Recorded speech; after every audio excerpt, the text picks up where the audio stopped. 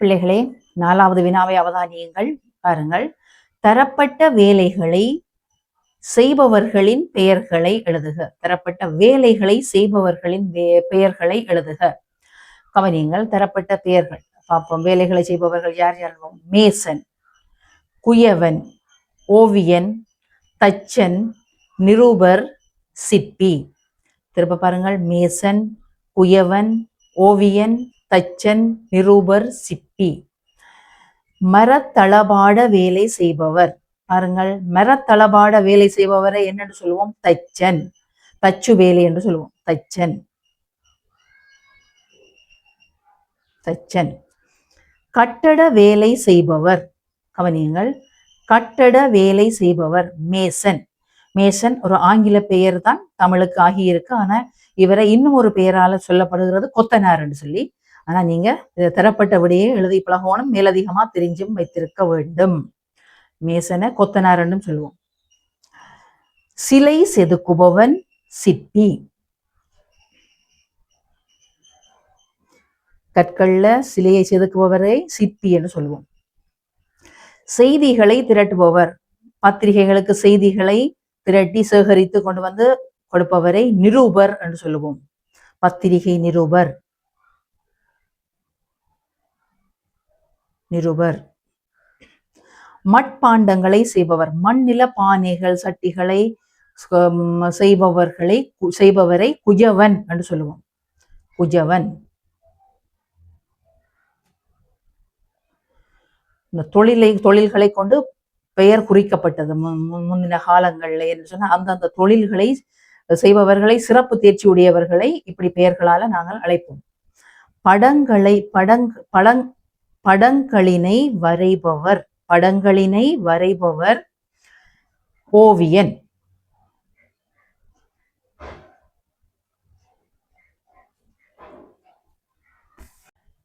பிள்ளைகளே, இந்த வினாவை பாருங்கள். பின்வரும் சொற்களை வைத்து கருத்துமிக்க வசனம் அமைக்குக. பாருங்கள். பின்வரும் சொற்களை வைத்து கருத்துள்ள வசனம் ஒன்றை அமைக்க போறோம். முதலாவது பாருங்கள். அரி. அரி என்று சொன்னால் என்ன? ஒன்று மா அரிக்கிறது. அடுத்தது வாளால மரத்தை அரிவது. அப்போ வசனத்தை நாங்கள் எழுதணும். தச்சன் வாளினால் மரத்தை அரிந்தான்.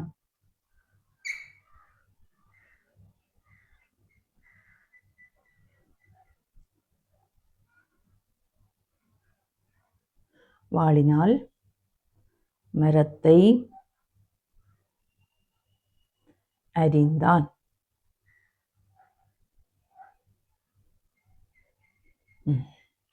அடுத்ததை பாருங்கள். கோ. கோ என்ன? அரசன். கோ என்று சொன்னால் அரசன். அப்போ என்ன சொல்லணும்? கோ தன் நாட்டு மக்களை பார்வையிட வீதியுலா வருகிறார். அரசன் வீதியுலா வருகிறார். யாரை பார்க்க? தன்னுடைய நாட்டு மக்களை பார்க்க. அப்பொழுது புறம் கோ தன்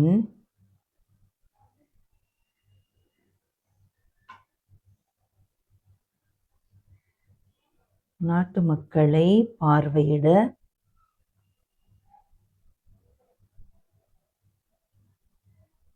வீதி உலா வருகிறார்.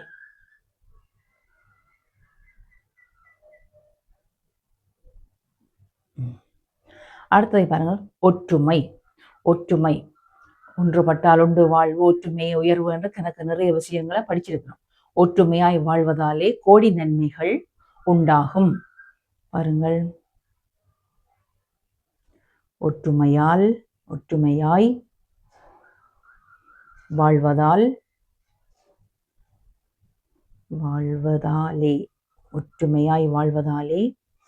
கோடி நன்மைகள்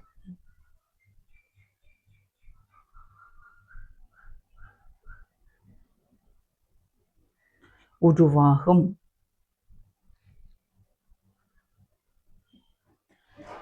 அடுத்ததை பாருங்கள். தன்னம்பிக்கை. தன்னம்பிக்கை அது உங்களிடம் இருக்க வேண்டிய முக்கியமான விடயம். எந்த நாளும் எப்பவுமே அம்மாவை சார்ந்திருக்காமல் நீங்களும் தன்னம்பிக்கையுடையவர்களா உங்களோட காலில் நிற்கிற பழக்கத்தை ஏற்படுத்தி கொள்ள வேணும். அதனால அதுக்கு ஒரு வசனத்தை எழுத போறோம். பிள்ளைகள் தன்னம்பிக்கை உடையவர்களாக வளர்க்கப்பட வேண்டும். பிள்ளைகள்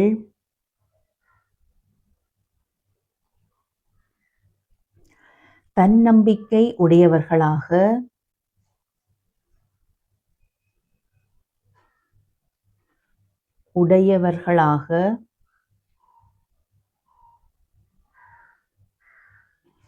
வளர்க்கப்பட வேண்டும்.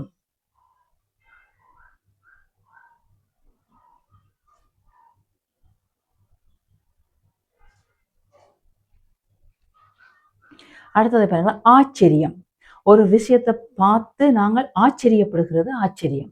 மகிழ்ச்சி வேற, வியப்பு, ஆச்சரியம் வேற. சரியா? வியப்பு, ஆச்சரியம் தான் இது. பாருங்கள், ஒரு செப்படி வித்தக்காரன், ஒரு மாயா மஜிக் மேன் தெரிந்தானே, மஜிக்காரன், ஒரு மஜிக்காள் உங்களுக்கு கண்கட்டி வித்தைகள் காட்டினா நீங்க கண்டிப்பா என்ன செய்வீங்க? ஆச்சரியப்படுவீங்க. அப்ப அதை தமிழ்ல சொல்றது செப்படி வித்தைக்காரன். செப்படி வித்தைக்காரன் கண்கட்டி செப்படி வித்தைக்காரனின் கண்கட்டி வித்தைகளை பார்த்து சிறுவர்கள் ஆச்சரியம் அடைந்தார்கள் என்றொரு வசனத்தை எழுதுவோம். பாருங்கள், செப்பிடி வித்தைக்காரனின்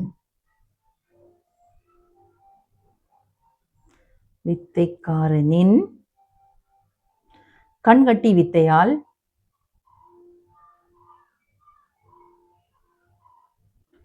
கண்கட்டி வித்தைகளால், அவர் கணக்கு வித்தைகள் தான் காட்டுவார், வித்தைகளால் சிறுவர்கள்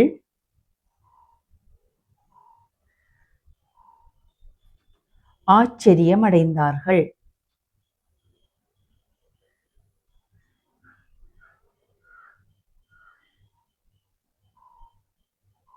சரியா? வசனத்தை பாருங்கள். அஜி, தச்சன் வாளினால் மரத்தை அறிந்தான். கோ என்ற அரசன். கோ தன் நாட்டு மக்களை பார்வையிட வீதியுலா வருகிறார். அடுத்த பாருங்கள், ஒற்றுமை. ஒற்றுமையாய் வாழ்வதாலே கோடி நன்மைகள் உருவாகும். அடுத்ததை பாருங்கள், தன்னம்பிக்கை. பிள்ளைகள் தன்னம்பிக்கை உடையவர்களாக வளர்க்கப்பட வேண்டும். ஆச்சரியம். செப்படி வித்தைக்காரனின் கண்கட்டி வித்தைகளால் சிறுவர்கள் ஆச்சரியம் அடைந்தார்கள். ஓகே, பாருங்கள், பின்வரும் சொற்களை பன்மை சொற்களாக எழுதுக. பன்மை சொற்களாக பாருங்கள், உன்னுடைய, முன்னால நிக்கிற ஒரு ஆளை பார்த்து சொல்றோம் உன்னுடைய. அதுல நிறைய பேர் இருந்தா என்ன சொல்லுவோம்? உங்களுடைய. பன்மையாக்கின அதன் அர்த்தம் உங்களுடைய.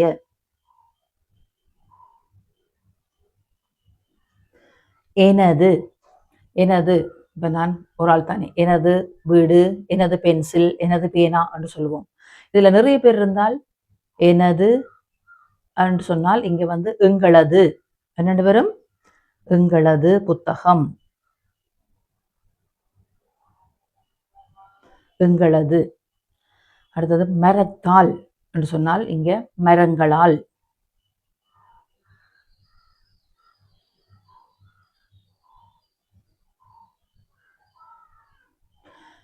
கொப்பியை என்று சொன்னால் கொப்பிகளை. ஒன்றுபடியா கொப்பியை என்று சொல்லுவோம், இங்க கொப்பிகளை.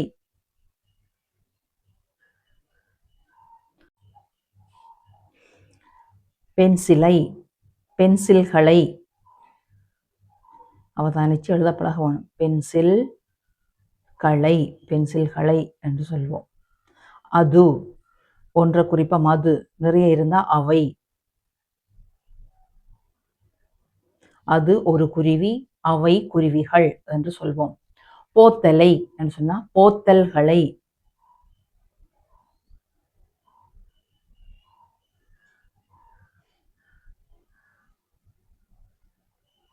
உனது தொப்பி. இது ஒரு நாலு பேர் நிக்கணும்னு சொன்னா உங்களது தொப்பிகள்.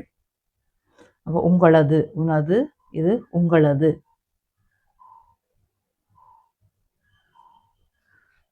ஓகே, பாருங்கள் வினாவை. பிழையான விடையின் கீழ் கோடிடுக. இவ்வளவு நாளும் சரியான விடையின் கீழ் என்று வந்தது. இந்த புலமையை பாருங்கள், பிழையான விடையின் கீழ் கோடிடுக என்று சொல்லப்படுகிறது. காலப்பெயர் உங்களுக்கு தெரியும்.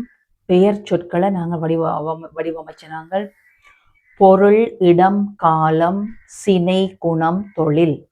பொருள் பெயர், இடப்பெயர், காலப்பெயர், குணப்பெயர், சினை பெயர் என்று சொல்லி நாங்கள் 6 வகையா பிரித்து வச்சுக்கிறோம். பொருள், இடம், காலம், சினை, குணம், தொழில். தொழில் பெயர். சரியா? ஒவ்வொன்றுக்கும் தனித்தனி வகைகள் உண்டு. பாருங்க, இப்ப நான் கால பெயர் என்று தந்திருக்கிறாங்க. காலத்தை குறிப்பவை அனைத்தும் கால பெயர்கள். செவ்வாய், செவ்வாய்க்கிழமை. செவ்வாய் என்றது ஒரு காலம். பகல், பகல் என்றது ஒரு பொழுது, காலம். வெள்ளை, காலமோ? வெள்ளை அது நிறம், குணப்பெயர். அது என்னது? குணப்பெயர். அது தவறான விடை. ஆனி, ஆனி ஒரு மாதம், அது காலம். அப்ப ஆனி, பகல், செவ்வாய் அனைத்தும் சரியான விடைகள். இதுல பிழையான விடை காலப்பெயருக்கு வெள்ளை. அப்ப அதன் கீழ் கோடு போட வேண்டும். அடுத்ததை பாருங்கள், சினை பெயர். சினை பெயர் ஒவ்வொரு உறுப்புகளை சொல்லுவோம். சினை என்றது ஒவ்வொரு உறுப்புகள். பாருங்கள், மாடு. மாடு இது ஒரு பொருள் பெயர்கள் வரும். இதை பாருங்கள், இலை. இலை அந்த ஒரு மரத்தின் ஒரு பகுதி, சினை ஒரு உறுப்பு. கண் ஒரு உடலின் ஒரு பகுதி, உறுப்பு, இதுவும் சினை பெயர். காய் ஒரு மரத்தின் ஒரு உறுப்பு, காய். அப்போ என்ன சொல்லுவோம்? சினை பெயர். காய் சினை பெயர், கண் சினை பெயர், இலை சினை பெயர். ரெண்டு பாக்கியக்குள்ள எது பொருள் பெயருக்குள்ள எது வரும்? மாடு. சரியோ? அடுத்தது இடப்பெயர். இடப்பெயர் இடத்தை ஸ்பொட்டா குறிக்கிறது. பாருங்கள், இடங்களை குறிக்கிறது அனைத்தும் இடப்பெயர் என்று சொல்லுவோம். வவுனியா ஒரு இடம், ஓகே, இடப்பெயர். சதுரம் ஒரு இடமோ? இல்லை, அது ஒரு பொருள். சரி, இது தவறான விடை. நூலகம் ஒரு இடம், அது இடப்பெயரை குறிக்கும். கண்டி ஒரு இடம், அது இடத்தை குறிக்கும். அதனால இதுல தரப்பட்டது சதுரம் என்பது தவறான விடை. இடப்பெயருக்குள்ளே இடம் வராது. அடுத்தது பாருங்க, குணப்பெயர். எங்களோட குணத்தை, பண்புகளை வெளிப்படுத்துகிற பெயர் குணப்பெயர். சிவப்பு, அந்த பொருளின் பண்பு என்ன? சிவப்பு. அப்ப இது குணப்பெயர். சிரித்தல். சிரித்தல் என்ன சொல்? வினை சொல். சிரிக்கிறது என்ற ஒரு செயலை குறிக்கிற சொல் சிரித்தல் என்றது வினை சொல். அப்ப இது ஒரு தவறான விடை. இனிப்பு அந்த சுவையின் ஒரு பண்பு. அப்ப அதனால அது குணப்பெயர்.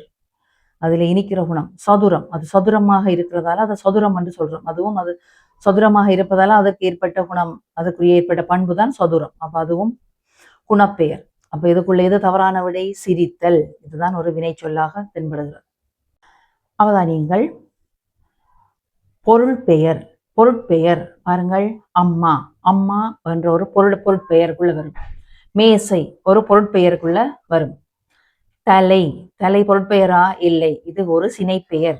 ஒரு ஒரு உருவத்துல, ஒரு ஆளண்ட உருவத்துல ஒரு தலை என்றது ஒரு உறுப்பு. அப்ப அதனால அது என்ன பொருள்? சினை பெயர் என்று சொல்லுவோம் இதை. கரடி ஒரு பொருட்பெயர். அப்ப இதுல தவறான விடை எது? தலை. தலை பொருட்பெயர் அல்லாதது. தொழில் பெயர் பாருங்கள், தொழில் ஒரு செயல்பாடு, ஒரு ஆக்டிவ், ஒரு விஷயத்த செய்ய போறோம், ஒரு வினை திறனான ஒரு விஷயத்தை செய்ய தொழில் பெயர். ஓடுதல் ஒரு தொழில். சிரித்தல் ஒரு தொழில். பாடுதல் ஒரு தொழில் பெயர். புளிப்பு ஒரு தொழிலோ? இல்லை, அது ஒரு குணம். புளி என்றது ஒரு சுவை, ஒரு பண்பு. அதனால இது தவறான விடை. இது குணப்பெயருக்குள்ள வரும். அடுத்ததை பாருங்கள், இரட்டை கிளவி. உங்களுக்கு தெரியும் இரட்டை கிளவி. செல செல செல இரட்டை கிளவி. பட பட பட, கடகட, மடமட, தடதட, குடுகுடு, சிடு சிடு, விடு விடு என்று சொல்லி இலகுவா படிச்சிருக்கிறோம். இப்ப நாங்க இரட்டை கிளவி இதுக்குள்ள அல்லாதது எதுன்னு பார்க்க போறோம். இரட்டை கிளவியில ஒரு ஷார்ட்கட் வச்சுக்கிறோமோ. நாங்க எப்படி இரட்டை கிளவி கண்டுபிடிக்கிறோம்னா, தக தக என்று சொன்னால் இதுல ஒரு தக எடுத்து பாருங்கள். தக என்றதை வச்சு ஒரு வசனம் அமைக்கலாது. சரியா? பட பட என்று சொன்னால் நெஞ்சு படபடன்று அடிக்கிறது என்று சொல்லுவோம். ஆனால் பட, நெஞ்சு பட என்று அடிக்கிறதுன்னு சொல்ல முடியாது. அப்ப ஒரு சொற்ல எடுக்க முடியாது. இரட்டை கிளவி ஜாயின் பண்ணித்தான் வரும். அப்ப அதை மைண்ட்ல வச்சிருக்கோம். அதனால பாடி பாடி இது இரட்டை கிளவி அல்ல. பாருங்கள், பாடி பாடி பாடி பாடி ஆடினார்கள் என்று சொல்லுவோம். அதே வசனத்தை சிறுவர் பாடி ஆடினார் என்றும் சொல்லலாம். அதனால பாடி என்ற சொல்ல திருப்பி எடுக்கலாம், தனி எடுக்கலாம். ஆனா தக எடுக்கலாமோ? இல்லை. அப்ப இதுதான் தவறான விடை. என்னாலும் பார்த்து கொண்டு போவோம். பாருங்கள், தக தக இரட்டை கிளவி. தக என்று தனியாக எடுக்கல, அதை பார்த்து வைங்க. கலீர் கலீர், கலீர் என்று தனிய, கலீர் கலீர் என்று களீர் களீர் என்ற சலங்கை ஒலியுடன் மாடு வீதியில் சென்றது வண்டிலுடன் என்று சொல்லுவோம். அப்ப களீர் என்று வரும். படபட இதயம் படபட என துடித்தது. அப்ப பட இதயம் பட என துடித்ததுன்னு தனியா சொல்ல முடியாது. ஆனா இதை பாருங்க, பாடி பாடி பாடி பாடி பட்டம் விடுவோம் பாலா ஓடிவா என்று கூப்பிட போறோம். அப்ப பாடி பாடி பாடி பட்டம் விடுவோம் பாலா ஓடிவா என்றும் கூப்பிடலாம். அதனால இதை பாருங்கள், இது இணைமொழிக்குள்ள வரும். அதனால இது இரட்டை கிளவி அல்லாதது.